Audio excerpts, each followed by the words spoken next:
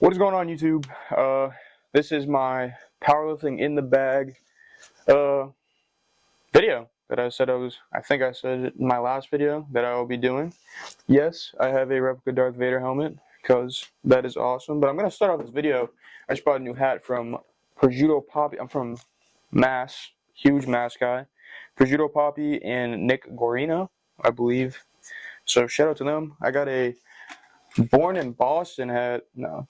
Almost home hat. I wanted a Born in Boston hat, so if they see this video and they want to send it my way, I would be glad, because that hat is fire. This hat is also fire. Those two dudes are hilarious, beyond hilarious. Speaking as a fucking, excuse my language, as a Massachusetts person. Jeez, these scissors trash, but yep. So it is the Rainbow Splash gas tank in Boston. That's an iconic thing if you were from the area. So here's the hat. I think that is beyond clean. You got, oh, that's sick.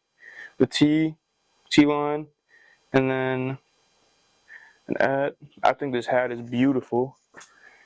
Huge hat guy, obviously. But yeah. Love Boston, almost home. Every time I see the tank going in, it's always great. So let's get started the video.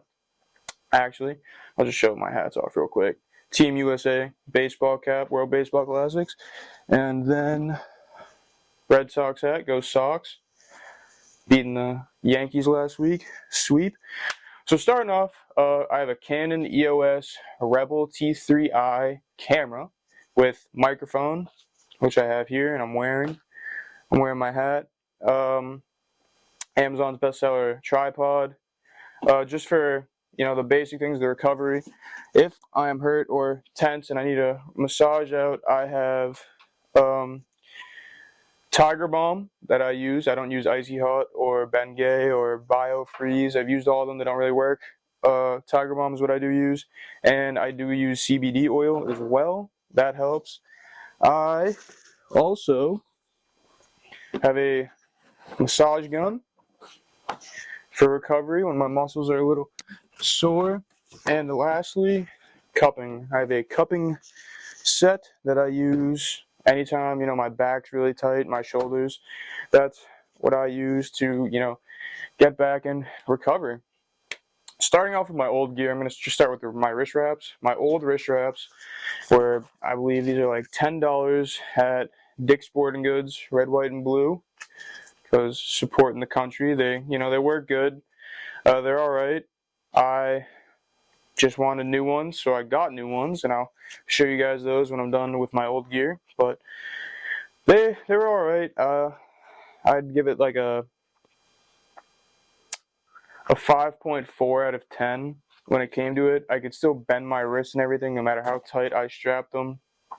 My old knee sleeves, Tough Wraps. These are a good knee sleeve for training.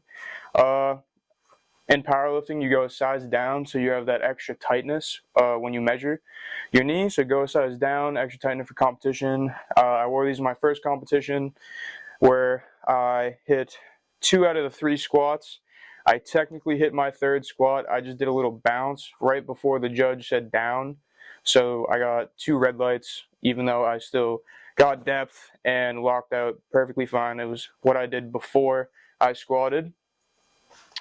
I record all of my workouts since I was 13 years old. I have my workouts in this notebook right here. It is crusty, it is waterlogged, but I want to see what my numbers were, and if I personally had a migraine that day, I'll write down had a migraine, need more water, blah blah blah, need more food, anything like that. I have a soft belt to go underneath my belts, my lever belts, my regular belts. If I just need that little bit of extra support, or I don't want the feeling of the belt caving in when I'm breaking it in, this is great. This is copper fit, but you can get soft belts from like Brian Shaw, anything like that.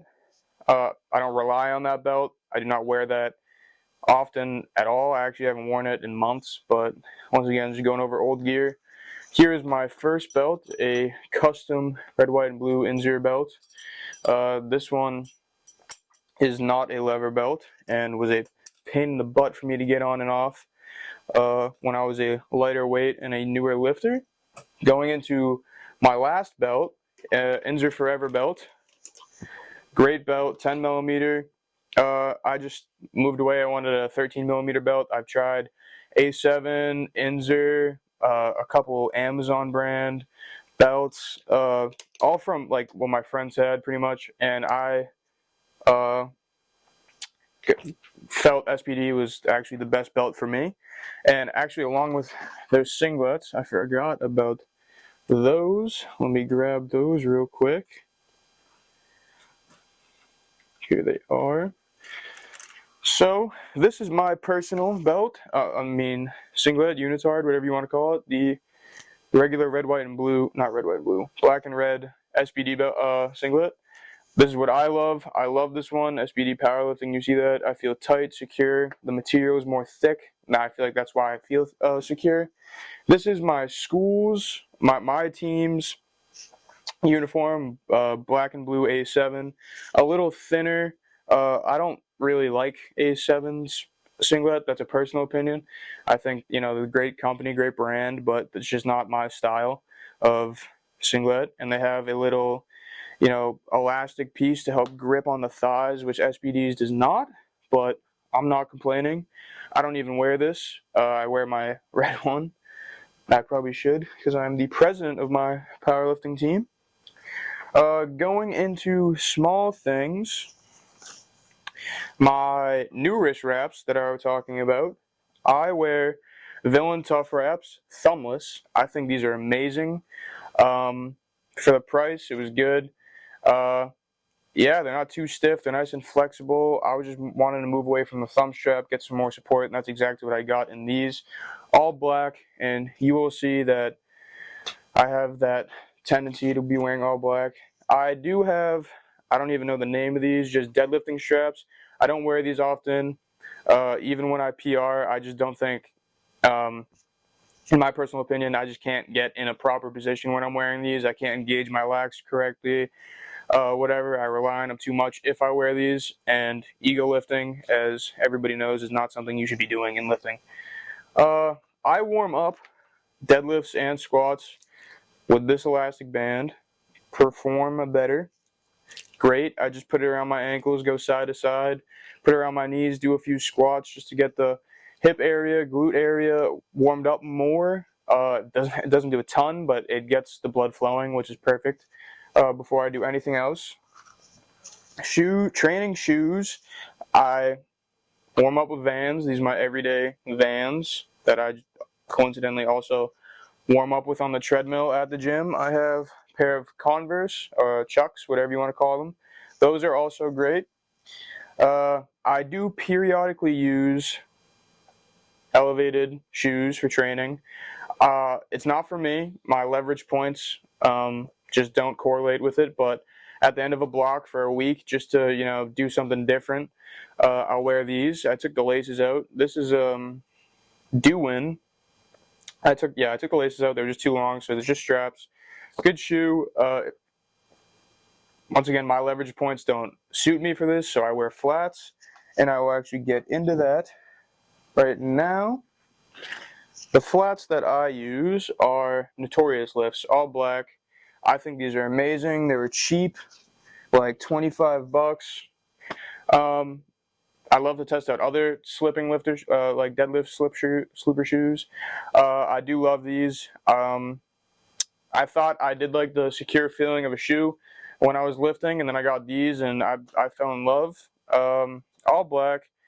I tighten them down for my squats, and I don't tighten them when I'm deadlifting, just so I keep the the wear and tear on the Velcro. I've had these for about 6 months now.